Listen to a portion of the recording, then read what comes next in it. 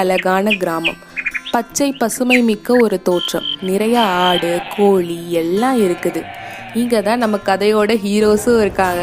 நம்ம ஹீரோஸோட பேசல மறந்துட்டேன். டோமோ அண்ட் சாட்டோ, இவங்க தான் நம்ம கதையோட ஹீரோஸ்.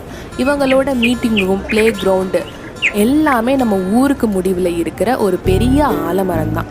இந்த ஆலமரத்தில் தான் அவங்களோட அழகான நினைவுகள் பற்றியும் மற்றும் சாகச பயணங்கள் பற்றியும் இவங்க பேசிகிட்டு இருப்பாங்க. அப்படி ஒரு நாள் இந்த பெரிய ஆலமரத்தடியில் உட்காந்து டோமோ அண்ட் சாட்டோ பேசும்போது நம்ம டோமோக்கு ஆலமரத்தடியில் ஏதோ ஒன்று மின்றது தெரியும். அவன் அதை பக்கத்தில் போய் பார்க்குறான். அவனுக்கு பெரிய ஆச்சரியம் காத்துட்டு இருந்துச்சு. அவன் உடனே சாண்டோ இங்க வாடா அப்படின்னு கூப்பிட்டான்.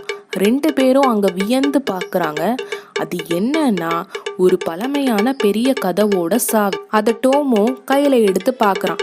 சாண்டோவோ ரொம்ப ஆச்சரியத்தோட பார்க்குறான். ரெண்டு பேருக்குமே ஒரே